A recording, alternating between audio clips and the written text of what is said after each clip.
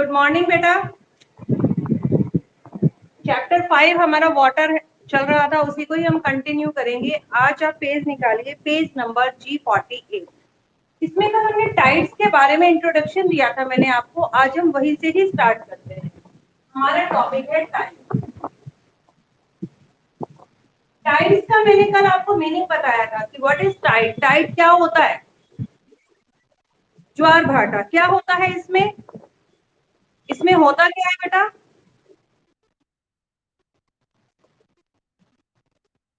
Moon भी और सन भी। मून और सन की ग्रेविटेशनल पावर के कारण ओशियन का या सी का जो वाटर है वो ऊपर की तरफ उठता है और फिर नीचे की तरफ आता है। इसे ही हम टाइड कहते हैं। ठीक है। टाइड्स इन्होंने बताए, जब वाटर ऊपर उठता है तो उसे हम हाई टाइड कहते हैं, और जब वाटर नीचे लोएस्ट लेवल तक आ जाता है तो उसे हम लो टाइड कहते हैं। ये कल हमने पढ़ा था। आज हम पढ़ेंगे टाइप्स ऑफ टाइड्स। क्या पढ़ेंगे हम? Types of Tide. टाइड के कितने प्रकार होते हैं? तो सबसे पहले आप इसे समझिए बेटा, टाइड 2 टाइप के होते हैं। कितने टाइप के होते हैं? 2 टाइप के। एक होता है आपका स्प्रिंग टाइप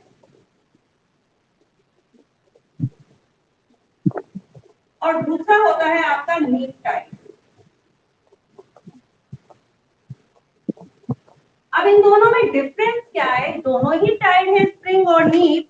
इसके अंदर डिफरेंस क्या होता है? अभी आप सिर्फ एक बात को समझने की कोशिश कीजिए कि सन, मून और अर्थ तीनों का ही ग्रेविटेशनल पुल लग रहा है। तीनों ही ग्रेविटेशनल पुल लगाते हैं। जब सूर्य, चंद्रमा और पृथ्वी सीधे एक लाइन में होते हैं, समझ रहे हैं आप? मतलब यहाँ पर होगा आपका सन, यहाँ आपका मून और यहाँ पर आपकी अर्थ। जब ये तीनों एक ही सीध में होते हैं तो उस वक्त जो टाइड आते हैं उसे हम क्या कहते हैं? ये पावर लग रही है, उसको हम क्या बोलते हैं बेटा? Spring tide. जब सन, मून और अर्थ एक ही लाइन में आ जाते हैं। सन तो एक जगह फिक्स है। अभी आपने देखा सन जो है, मून जो है वो सन और अर्थ के बीच में आ गया है, लेकिन इसकी पोजीशन ऐसी भी हो सकती है, यहाँ सन, यहाँ पर अर्थ और यहाँ पर मून। मतलब जो मून है वो सन और अर्थ के बीच में भी आ सकता है और अर्थ भी बीच में हो सकती है। बस इसका डिफरेंस क्या है? इसका डिफरेंस सिर्फ यही है कि ये तीनों, मतलब या तो मून बीच में होगा या मून साइड में होगा, कैसे भी हो सकता है, लेकिन ये तीनों एक सीधी लाइन के अंदर होने चाहिए। ठीक है। जब ये तीनों एक सीधी लाइन के अंदर होते हैं तो उस टाइड को हम कैसा टाइड कहते हैं? बताइए। Spring tide. कौन सा टाइड कहते हैं? स्प्रिंग टाइड कहते हैं। और इसमें कैसे टाइड्स आते हैं? हाई टाइड्स आते हैं, ऊंचे ऊंचे ज्वार होते हैं। ठीक है। हाई टाइड्स आते हैं जब सन, मून और अर्थ तीनों एक ही लाइन में हो जाते हैं, उस वक्त हाई टाइड्स आते हैं। दूसरा है आपका नीप टाइड। अब नीप टाइड में और स्प्रिंग टाइड में क्या डिफरेंस है? इसमें तो एक स्ट्रेट लाइन बन गई इन तीनों की, लेकिन इसमें स्ट्रेट लाइन नहीं बनती, इसमें राइट एंगल बनता है, 90 का एंगल बनता है। तो 90 का एंगल आपका ऐसा होता है ना, 90 का एंगल होता है, लेकिन जो अर्थ है वो सेंटर में होती है। मतलब ये जो दोनों पॉइंट्स को मिला रहा है, यहाँ पर आपका अर्थ, ये आपका अर्थ है। क्लियर? ये अर्थ हो गया आपका। वापिस से बनाती हूँ, देखिए। ऊपर यहाँ हो गया आपका मून, यहाँ पर हो गई अर्थ और यहाँ हो गया आपका सन। जब सन, मून और अर्थ ने राइट एंगल बना दिया, 90 का एंगल बनाया और उसमें अर्थ सेंटर में हो गई, इन दोनों लाइंस के सेंटर में अर्थ है, तो ऐसे टाइड को हम नीप टाइड कहते हैं। ये टाइड लोएस्ट होते हैं। कैसे होते हैं? लोएस्ट। ज्यादा ऊंचे नहीं होते, लो टाइड होते हैं। ठीक है। चलिए अब हम इनके बारे में पढ़ते हैं। आप अपनी बुक में देखिए, 2 डायग्राम बने हुए हैं, दिख रहे हैं बेटा सभी को? नीप टाइड में आप देखिए 90 का एंगल बना है, बना हुआ है 90 का एंगल। सन, अर्थ और मून तीनों है। लेकिन स्प्रिंग टाइड के दो डायग्राम बनाने पड़ेंगे, एक में मून सेंटर में है और एक में अर्थ सेंटर में है। स्ट्रेट लाइन के हमने दोनों ही पार्ट दिखाने पड़ेंगे और इसका एक सिंगल पार्ट है। अब देखिए, अब हम इसके बारे में पढ़ते हैं। Tide do not rise the same height every day.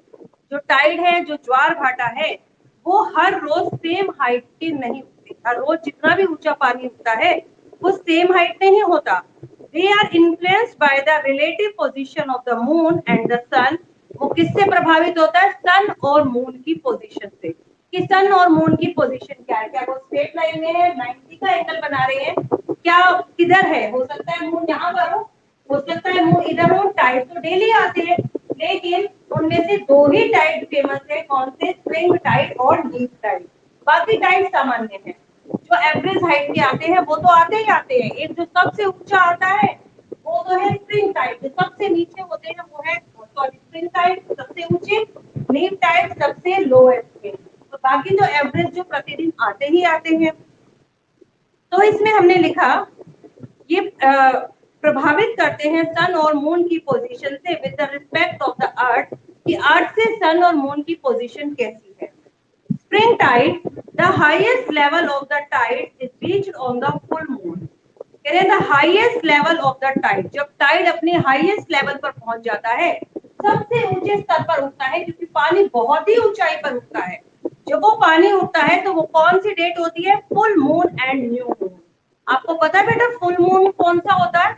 Full moon का डे को क्या बोलते हैं हम? जिस दिन हमें पूरा चंद्रमा दिखाई देता है, कौन सा होता है वो? पूर्णिमा। कौन सा होता है फुल मून? जवाब दीजिए। पूर्णिमा का दिन वो आपका फुल मून होता है। और न्यू मून क्या होता है? न्यू मून जिस दिन हमें चंद्रमा दिखाई ही नहीं देता और उसके नेक्स्ट डे से नया चंद्रमा हमें थोड़ा थोड़ा बढ़ता हुआ नजर आने लगता है। किस दिन हमें चंद्रमा दिखाई नहीं देता? अमावस्या के दिन। अमावस्या के दिन चंद्रमा दिखाई नहीं देता हमें। तो फुल मून और न्यू मून, इन दो दिनों में क्या होता है? टाइड सबसे हाईएस्ट होते हैं। मतलब ये पोजीशन कब होती है? देखिए, जब मून इधर चला गया तो मीन्स इसकी ये लाइट नहीं पड़ रही, ये अमावस्या की स्थिति है। कौन सी है ये? न्यू मून की। और जो ये है, इसमें जो है मून पर रिफ्लेक्शन पड़ रहा है, तो हमारी अर्थ से पूरा का पूरा मून दिख रहा है। तो ये डेट हो गई आपकी फुल मून की पूर्णिमा की। तो डेट आपको पता चल गई। स्प्रिंग टाइड की दो डेट होती है, मंथ में सिर्फ दो ही बार स्प्रिंग टाइड आता है, एक फुल मून को और एक न्यू मून को। टाइड कैसा होता है? हाईएस्ट होता है, काफी ऊंचा होता है। बिकॉज ऑन दीज डेज, क्योंकि इन दिनों में sun earth and moon are in a straight line. Sun moon और अर्थ एक स्ट्रेट लाइन में होते हैं। These tides are called spring tide. इस प्रकार के टाइड को हम स्प्रिंग टाइड कहते हैं। बेटा वेरी इजी है इस पॉइंट को लर्न करना। हम लिख सकते हैं on the full moon and the new moon days, sun moon and earth are in a same line. पहले हम डेट लिख देते हैं। कौन कौन सी डेट है? Full moon, on the full moon and new moon days, sun, moon and earth are in the same line and in these days tide are highest. Tide कैसे होते हैं? Highest known as spring tide, इसे ही हम spring tide कहते हैं। Clear है सभी को? कोई ऐसा बच्चा जिसे ये टॉपिक समझ नहीं आया? स्प्रिंग टाइड क्लियर है? एनीवन? चलिए अब देखिए नीप टाइड। नीप टाइड के डायग्राम से आपको समझ आ रहा है कि ये जो नीप टाइड है ये 90 का एंगल बनाता है, जिसमें अर्थ सेंटर के अंदर होता है। बेटा इसकी टाइड कैसे है? लोएस्ट है। ठीक है, टाइड लोएस्ट है और 90 का एंगल बन रहा है, ये भी आपको पता चल गया। दो लाइनें तो क्लियर हो गई। थर्ड लाइन क्या है? इसकी डेट कौन कौन सी होती है बेटा? तो ये first and last quarter of the moon. क्या आप क्वार्टर का मतलब समझते हैं? क्वार्टर का मतलब क्या होता है बेटा? कोई बताएगा? क्वार्टर का मतलब होता है 1/4 पार्ट। ठीक है, जैसे कि ये तो टोटल हो गया 100%। मैं इसका आधा कर दूं, ये हो गए 50-50 के दो, और हाफ कर दूं तो जो ये 25% बच गया, ये होता है क्वार्टर। क्लियर है सभी को? बताइए बेटा। तो अब आप बताइए हमें क्वार्टर कब नजर आता है बताएंगे आप? First and last quarter of the moon, कौन से वो दिन है, 2 दिन है जब हमें मून का फर्स्ट क्वार्टर और लास्ट क्वार्टर नजर आता है, बताइए आप। हमें मून 1/4 कब नजर आता है? एनीवन? एनीवन? कोई भी नहीं बताएगा? पूरी क्लास में किसी को भी नहीं पता इस बारे में? और अभी मैं बताऊंगी, आप सब देखते हैं और आप सबको पता है, आप डेली ऑब्जर्व करते हैं इस चीज को। अच्छा ये बताइए, क्या डेली आपको मून फुल नजर आता है? क्या आपको ऐसा होता है कि डेली ही मून नजर नहीं आता, ऐसा होता है? तो हमें मून का साइज कैसा नजर आता है? कभी बढ़ता हुआ और कभी घटता हुआ। कभी मून छोटा नजर आता है, कभी मून बड़ा नजर आता है, ऐसा ही होता है ना बच्चों? ऐसा ही होता है। तो ऐसे के भी पीछे एक रीजन है। जब आपके फुल मून आ जाता है, सॉरी आपका जब न्यू मून होता है, अमावस्या होती है, तो हमें चंद्रमा नजर नहीं आता, लेकिन नेक्स्ट डे हमें चंद्रमा की एक छोटी सी लाइन नजर आनी शुरू होती है। ये देखिए, ये पूरा चंद्रमा है, हमें नजर नहीं आ रहा है, लेकिन हमें सिर्फ आज का इतना ही पार्ट नजर आ रहा है। समझ गए आप? नेक्स्ट डे वो थोड़ा सा और बढ़ेगा, थर्ड डे वो और बढ़ेगा, और फोर्थ डे वो और बढ़ेगा। मतलब अब हमें कितना चंद्रमा नजर आने लग गया जिसमें मैंने शेडो लगाया। क्लियर है सबको? 4 या 5 दिन के बाद हमें क्वार्टर मून नजर आने लग गया। आप देखिए, ये क्वार्टर हो गया ना, यदि मैं इसका हाफ कर दूं और ये हाफ कर दिया, हो गया? क्लियर है सभी को? ये होता है मून का फर्स्ट क्वार्टर, मतलब जब मून बढ़ता है और बढ़ते बढ़ते वो अपने 1/4 आकार में आ जाता है, तो वो मून का फर्स्ट क्वार्टर होता है। अब लास्ट क्वार्टर क्या होगा? लास्ट क्वार्टर का मतलब है चंद्रमा हमें आज पूरा बड़ा नजर आ रहा है। आज हो गई पूर्णिमा का दिन, पूर्णिमा के दिन हमें पूरा चंद्रमा नजर आया, लेकिन अब चंद्रमा घटना शुरू हो जाएगा। धीरे धीरे चंद्रमा हमें कम नजर आना शुरू होगा, और कम होते होते जब वो 1/4 रह जाएगा, तो वो हो गया उसका last quarter. Clear to everyone? Clear? देखिए, जब चंद्रमा बढ़ता है, जब चंद्रमा बढ़ता है मतलब अमावस्या के बाद चंद्रमा बढ़ता है। आप ये बात हमेशा याद रखिए कि अमावस्या के दिन हमें मून नजर नहीं आ रहा है, तो अमावस्या के अगले दिन हमें छोटा सा मून नजर आएगा, मतलब मून धीरे धीरे बढ़ेगा। जब मून बढ़ते बढ़ते अपने 25% पार्ट को दिखा देता है, हमें अर्थ से नजर आने लग जाता है, तो वो मून का फर्स्ट क्वार्टर होता है।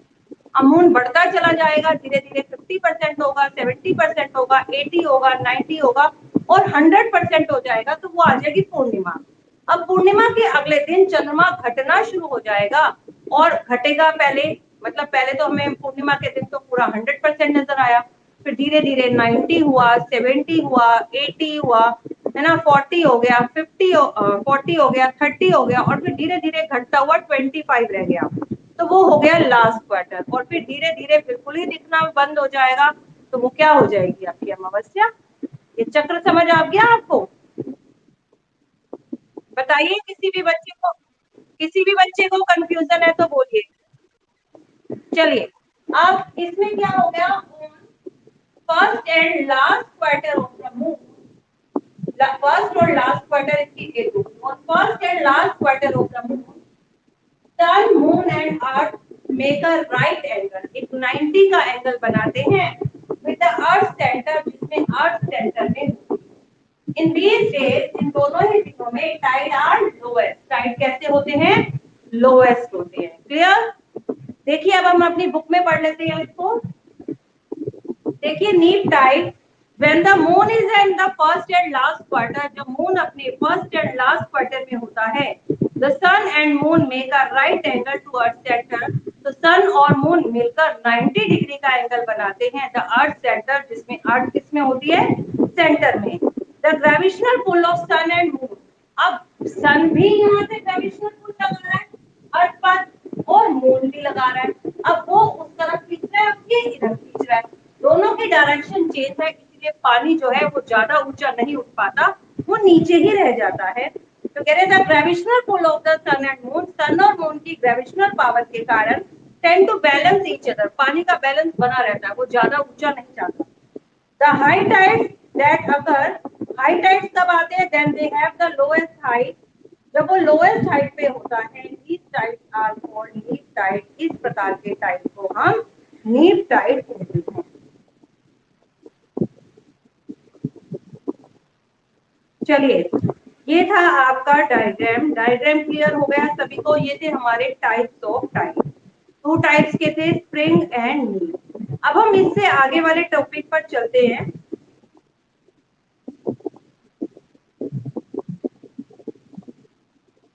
एक सेकेंड रुकिएगा बेटा।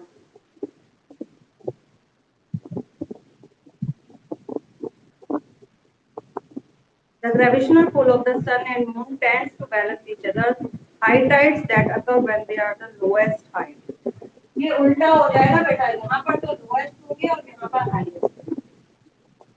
ठीक है, डायग्राम तो क्लियर हो गया ना सभी को?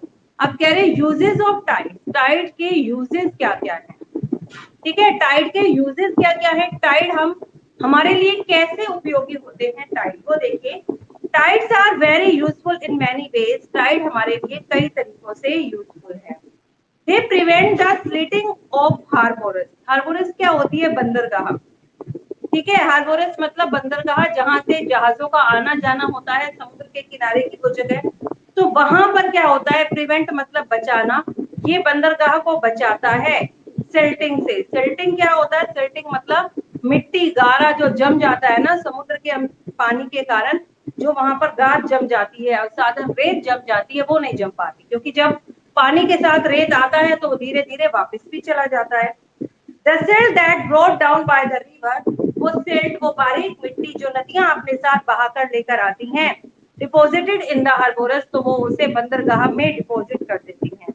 High tide wash away this mud, लेकिन जब ऊंचे टाइड आते हैं तो वो इस मड को वॉश अवे कर देते हैं and prevent the silting of harbours, और हार्बोरस के अंदर आपके क्या है, गाद यानी कि रेत मिट्टी नहीं जमती। हाई टाइड आते हैं तो मिट्टी को बहाकर समुद्र में ही ले जाते हैं। Number two, high tides increase the depth of the water by raising the water level. High tides जब आते हैं तो increase the depth of water, पानी की डेप्थ बढ़ जाती है by raising the water level, क्योंकि वाटर लेवल बढ़ जाता है। पानी नीचे था, हाई टाइड आए, पानी यहाँ तक चला गया, तो अब वाटर लेवल भी बढ़ गया, पानी का लेवल भी बढ़ गया। दिस मेक इज कन्वीनियंट, तो इससे कन्वीनियंट मतलब होती है सुविधा, बहुत ज्यादा सुविधा हो जाती है फॉर शिप्स, जहाजों के लिए, टू एंटर और लीव द हार्बर सेफली, ताकि वो अपनी बंदरगाह तक इजीली पहुंच पाए, क्योंकि पानी के साथ वो अपनी बंदरगाह पर पहुंच जाते हैं। द पोर्ट्स ऑफ कंडाला इन गुजरात, कंडाला एक बंदरगाह का नाम है जो कि गुजरात में है, and Haldia in West Bengal depend, इन्हीं टाइड्स के कारण वहां पर क्या होता है, शिप जल्दी पहुंच जाते हैं। नेक्स्ट देखिए आप, the energy of the tide can be used as a source of generate electricity. कह रहे हैं इन टाइड की एनर्जी को, टाइड उठते हैं तो उसमें बहुत सी एनर्जी होती है, उस टाइड का यूज, उस एनर्जी का यूज कर इलेक्ट्रिसिटी बनाई जाती है। पानी से इलेक्ट्रिसिटी बनती है, आपको पता है। ऐसे ही जब पानी से हम इलेक्ट्रिसिटी बनाते हैं, पानी को ऊंचाई से गिराते हैं तो टरबाइन घूमने लगता है और इलेक्ट्रिसिटी बनती है। उसी तरीके से जब टाइड आते हैं तो टाइड के कारण भी उसको हम टाइड की जो एनर्जी है उसको हम कन्वर्ट कर उसको इलेक्ट्रिसिटी में बदल देते हैं। Example, tidal power station have been set up in Japan and Canada, जो टाइडल पावर स्टेशन बनाए गए हैं जापान और कनाडा के अंदर, where tidal energy is converted into electricity, वहां पर टाइडल एनर्जी को, टाइड की एनर्जी को हम किस में कन्वर्ट कर देते हैं, इलेक्ट्रिसिटी में कन्वर्ट करते हैं। मैन एंड द ओशन, मानव और महासागर, मानव और महासागरों का क्या संबंध है वो देखिए। Man effect the human life both directly and indirectly, directly मतलब स्पष्ट रूप से हमें साफ पता चल जाता है कि हम इससे अफेक्टेड हुए, इनडायरेक्टली, इनडायरेक्टली मतलब जो डायरेक्ट नहीं हो, स्पष्ट रूप से या स्पष्ट नहीं हो उस रूप से। Man get a heavy variety of mineral substances, मानव बहुत सारी वैरायटी के खनिज पदार्थों को प्राप्त करता है through the food articles. Food articles क्या होते हैं? खाद्य पदार्थ, बहुत सारी खाने की चीजें मिलती हैं।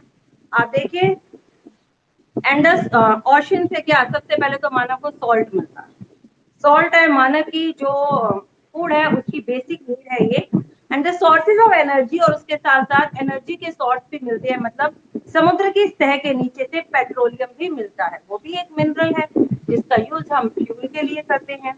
Number 2, from the transportation point of view, और परिवहन की दृष्टि से यदि देखा जाए, marine traffic is convenient and cheap. जो मैरिन ट्रैफिक है, मैरिन मतलब समुद्री, जो समुद्री ट्रैफिक है, जो समुद्री यातायात है, इस कन्वीनियंट, वो बहुत ही सुविधाजनक भी होता है एंड चीप, बहुत सस्ता भी होता है। जैसे कि अब हम रोड ट्रांसपोर्ट का यूज करते हैं, बस में जाते हैं, बस महंगी है, रेल सस्ती है, प्लेन महंगा है, ऐसे जो आपका वाटर है, जो आपका मैरिन ट्रैफिक है, वो भी सस्ता होता है। Oceans are also called climate regulator. समुद्रों को हम क्लाइमेट रेगुलेटर यानी कि जलवायु को नियमित करने वाला भी कहते हैं, because their effect regulate the temperature and rainfall. क्योंकि वो, उनके कारण क्या होता है, वो टेम्परेचर और रेनफॉल भी इफेक्ट होते हैं। कितना टेम्परेचर होगा, बारिश कितनी होगी, सनलाइट कितनी पड़ रही है, कितना ही मात्रा में इवापोरेशन हो रहा है, ये सब डिपेंड करता है। The water get warm and cold slowly. पानी जो है बहुत देर में गर्म होता है और बहुत देर में ही ठंडा होता है। जैसे आप देखिए, सुबह की बात देखिए, जैसे हमारे यहाँ पर सनलाइट आती है, तो हम जब जाते हैं छत पर तो हमारे पांव जलने लगते हैं, सन की हीट को महसूस करते हैं। सुबह अगर हमने एक बाल्टी पानी की वहां पर रख दी, अगर हम वहां पर 8-9 बजे भी जा रहे हैं तो हम पैर नहीं रख पा रहे वहां जमीन पर, क्योंकि धरती बहुत गर्म हो गई है, लेकिन पानी अभी गर्म नहीं हुआ। लेकिन दोपहर तक वो पानी जो है हमारी टंकी का बहुत ज्यादा गर्म हो जाता है। वो लेट होता है गर्म, जमीन जल्दी गर्म हो जाती है, पानी लेट गर्म होता है, लेकिन लैंड ठंडी भी जल्दी होती है और पानी ठंडा भी देर में ही होता है। तो कह रहे हैं वाटर जो है वो वार्म भी जल्दी होता, स्लो होता है, और कोल्ड भी स्लो होता है। Therefore, large quantity of insulation remain absorbed in the sea water। इसीलिए जो सी वाटर है वो बहुत ज्यादा मात्रा में इंसुलेशन को एब्जॉर्ब करते हैं, मतलब सनलाइट को एब्जॉर्ब कर लेते हैं। इंसुलेशन क्या है? सूर्य से आने वाली एनर्जी जिसे पृथ्वी अपने अंदर सोख लेती है, उसे हम इंसुलेशन कहते हैं। लेकिन लैंड उसे जल्दी ही रिसीव करती है और जल्दी ही उसे फिर छोड़ भी देती है। लेकिन वाटर देर में गर्म होता है और फिर देर में ही ठंडा होता है। This energy is transfer to the cold region. ये एनर्जी कोल्ड रीजन में चली जाती है करंट के थ्रू। वार्म करंट जब जाएगा तो उसके साथ साथ कोल्ड रीजन में वो वार्म करंट पहुंचेगा, through the warm current which is beneficial for the people living there. और वो उन लोगों के लिए बहुत ही फायदेमंद होती है जो कि कोल्ड क्षेत्रों में रहते हैं। कोल्ड में रह रहे हैं, बर्फ जम जाती है, लेकिन वार्म करंट आएगा, मैंने कल भी बताया था, जब वार्म करंट वहां पर जाएगा, मींस गर्म जल धारा जा रही है, तो वो उसके टेम्परेचर को बैलेंस करेगी और जो टेम्परेचर है उसका थोड़ा इंक्रीज हो जाएगा, टेम्परेचर थोड़ा बढ़ जाएगा, वहां पर बर्फ नहीं जमेगी, जिसके कारण लोग वहां पर इजीली रह सकते हैं। Point number 4, it is the oceanic water which evaporate and then comes to us in the form of rain। कह रहे जो ओशन का ही वाटर है जो इवापोरेट होता है, वाष्पित होता है, then comes to us in the form of rain, और फिर हमारे पास रेन के रूप में आ जाता है। ठीक है, बारिश भी इसी कारण हो रही है, ओशन के कारण ही। A number of such example prove the utility of ocean for man। ऐसे बहुत सारे एग्जाम्पल्स हैं जिससे हम ओशन की यूटिलिटी को समझ सकते हैं। Oceans have actually influenced human life in a great extent. Ocean जो है एक्चुअली वास्तव में बहुत ज्यादा प्रभावित करते हैं मानव जीवन को। ग्रेट एक्सटेंट मतलब एक बहुत बड़ी सीमा तक मानव जीवन को प्रभावित करते हैं। तो बेटा ये था आपका चैप्टर नंबर 5 जिसका नाम था वाटर, कंप्लीट हो गया है। हम इसकी एक्सरसाइज करें। एक्सरसाइज करने से पहले, एक्सरसाइज करने से पहले आप लोग मुझे अपनी अपनी नोटबुक दिखाएंगे, आज जिन जिन की कल बह रही है। लाओ 1 मिनट में ये फोन निकाल लू यहाँ से।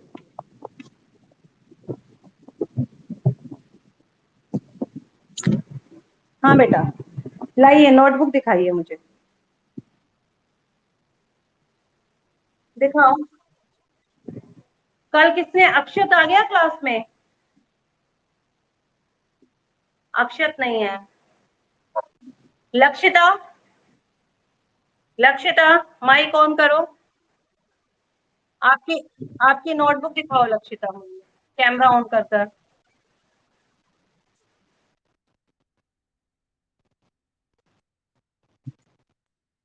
चारों चैप्टर दिखाओ, फर्स्ट चैप्टर चेक था, सेकंड चैप्टर से दिखाओ, second third and fourth. Camera on करो। ये कौन है? लिवेश कुमार, आप दिखाओ, माइक ऑन करो लिवेश, दिखाओ बेटा।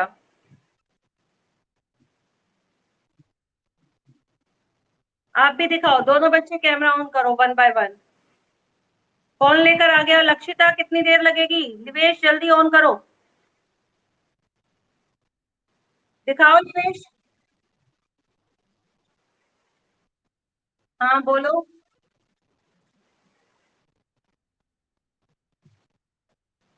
काम नहीं कर पाए तो कैसे करोगे काम? कितना काम कर रखा है आपने? आप मुझे व्हाट्सएप पर अपना मैसेज भेजना कि I am Livesh from 7th class, और बताना मुझे कौन कौन से चैप्टर चाहिए, ठीक है? लक्षिता आप दिखाओ, माइक बंद करो लिवेश। लक्षिता जल्दी दिखाओ बेटा। तनिष, हाँ बोलो। ये किसकी आइडिया? सागर है क्या ये? क्या क्या नाम है आपका? बेटा तो ये आपका नाम किसका आ रहा है? ये सत्यनारायण पापा का नाम है? तो बेटा अपने नाम की आईडी बनाओ आप। ठीक है, आप बताओ क्या चाहिए आपको?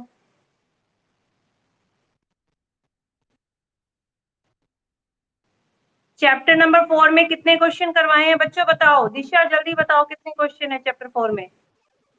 11। 11 है।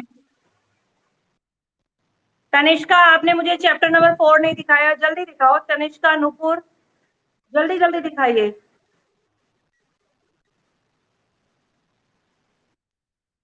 10 नहीं है बेटा, 11 कर रखी है सबने, वापस से चेक करो आप।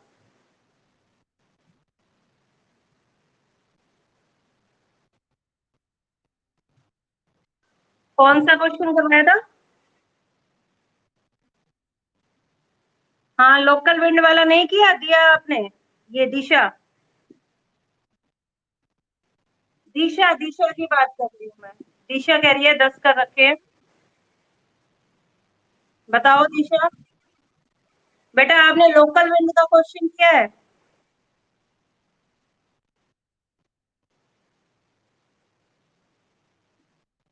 नहीं किया ना? आप स्कूल ऐप में जाके चेक करो, ठीक है? आपने वही क्वेश्चन किए है ना जो बुक के पीछे दे रखे हैं? हाँ, तो उसके अलावा मैंने लोकल विंड भी करवाया है। आप उसको मत देखा करो बुक के पीछे क्या है, जो मैं करवाती हूँ वो करते जाया करो आप। तनिष्का, हाँ क्या कह, हाँ कर रखा है आपने। फर्स्ट क्वेश्चन कौन सा किया है?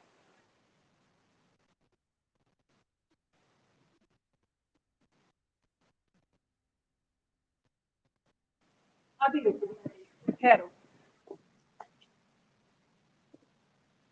ये था आपका, इसकी एक्सरसाइज फाइंड आउट करना बेटा आज। देखो बेटा, 10 क्वेश्चन तो पीछे ही दे रखे हैं, क्या आपने वो 10 के 10 कर रखे हैं? देखो दिशा, बुक खोलो। दिशा बुक खोल कर देखो, 10 क्वेश्चन ये हैं और इसके अलावा मैंने एक लोकल विंड करवाया, टोटल 11 क्वेश्चन हो गए। अब आप देखो आपने इनमें से कौन सा नहीं कर रखा है, उसे कंप्लीट कर। दो डायग्राम है, एक है आपका पेज नंबर G38 पर है एक, और एक पेज नंबर G36 पर है। 30, दोनों ही बनाने हैं। आप क्वेश्चन में पढ़ो ना, देखो क्वेश्चन में क्या लिखा हुआ है। क्वेश्चन में लिखा हुआ है, draw a diagram to show the permanent pressure भी बताना है और विंड बेल्ट भी बनानी है, तो दोनों ही डायग्राम। हम्म, हाँ दिखाओ नुपुर।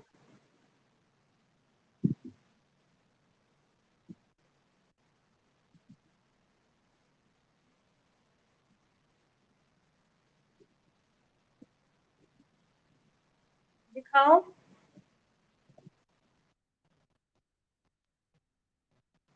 थर्ड डायग्राम वाला नहीं कर रखा ना आपने, दो तो डायग्राम बनाने हैं उसमें, और मैंने उसके बारे में लिखवाया भी है। तो डायग्राम किस क्वेश्चन में बना दिए? डायग्राम किस क्वेश्चन में बना दिए? लो, लास्ट का क्वेश्चन कौन वैसे ही बना दिए? तो बेटा ये क्वेश्चन नंबर 3 की डायग्राम है, इसके बारे में लिखवाया भी है मैंने। कंप्लीट करो देखकर। कहाँ पर? स्कूल ऐप में चेक करो, और कहाँ करोगे?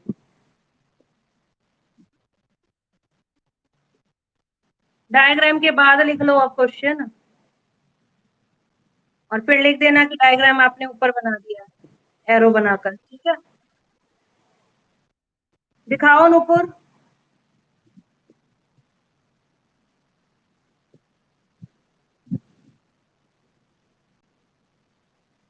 नूपुर जल्दी दिखाओ, पेज पलटो। दिखाओ बेटा, कहाँ गई है आपका नूपुर? हाँ, पेज पलटो बच्चे, पेज पलटो। हम्म, आगे चलो। नूपुर आपने तो मेरे पास में भेजा था ना, मैंने यही तो भेजा था सबको। आपका तो चेक हो गया ना, आप क्यों दिखा रहे हो दोबारा? और चलो बाकी बच्चे लीव कर दो फिर। दिशा। हाँ, आज किस किस बच्चे ने नया नया कौन कौन बच्चा ऐड हुआ है? नया बच्चा कौन कौन ऐड हुआ है, नाम बताना। एक तो लिवेश ऐड हुआ है, लक्षिता, और धीरज। धीरज डेली क्यों नहीं ज्वाइन करते आप क्लास को? धीरज,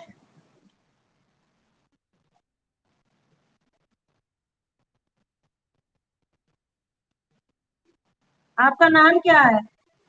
नाम क्या है? हैं? ये जो धीरज नाम से आ रहा है, तो अभी तो आपका नाम भी आ रहा था यहाँ पर, लक्षिता। अच्छा अच्छा, ठीक है। आज निवेश और लक्षिता ने ज्वाइन किया, और भी कोई नया आया है? कल मैंने नुपुर का नाम नहीं लिखा था। नुपुर, नुपुर और नाम बोलो बेटे। बेटे डेली किया करो। हिमांशी, और तनिष्का का नाम भी नहीं है यहाँ पर। चलो और बताओ।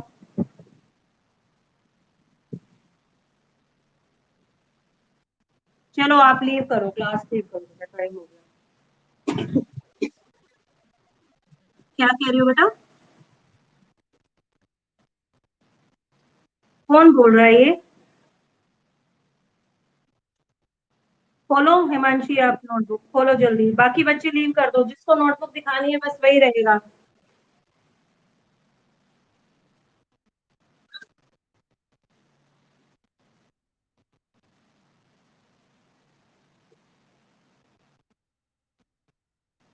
ठीक है, पेज पलटो। हिमांशी ये पापा का नाम हटा के बेटा अपना नाम करना है यहाँ पर। दिखाओ दिखाओ।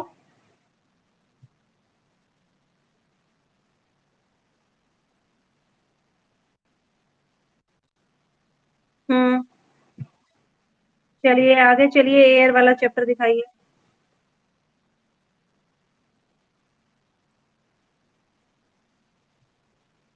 डायग्राम बनाओ,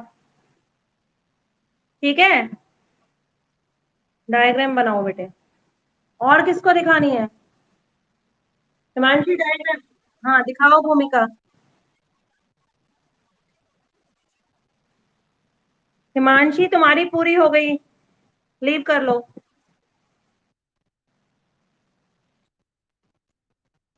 तो बेटा ये डायग्राम आपने किसी बुक का कट कर कर लगाया है?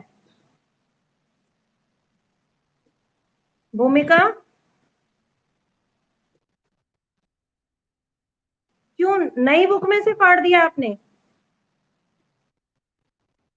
हम्म।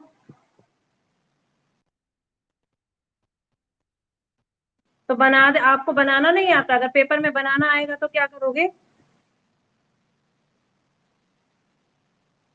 प्रैक्टिस कर लेना बनाने की, ठीक है? और किसने दिखाना है? गुरप्रीत,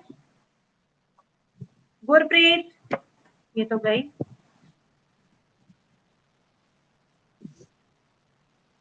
ये कौन दिखा रहा है? लक्षिता। हाँ दिखाओ। पेज पलटो। रॉक साइकिल हो गया, आगे चलो। हम्म। हम्म। यस। नेक्स्ट। हम्म।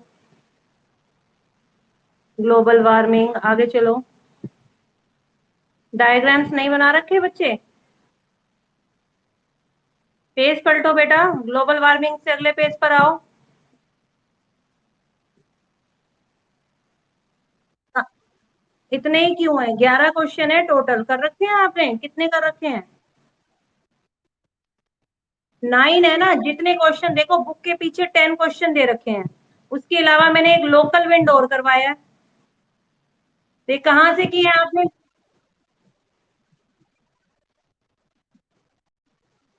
बेटा वीडियो में नहीं, जिस दिन वीडियो करवाई थी उसके अगले दिन मैंने स्कूल ऐप में भी भेजती हूँ मैं काम को। स्कूल ऐप में भी चेक किया करो। होमवर्क होता है स्कूल ऐप में। अब बैक डेट में चेक करना शुरू कर दो आप। ठीक है, सैटरडे फ्राइडे पिछला थर्सडे उनमें चेक करो आप। 3-4 दिन से तो चैप्टर 5 ही चल रहा है। ठीक है बच्चे, चेक करो। ओके, लीव करो।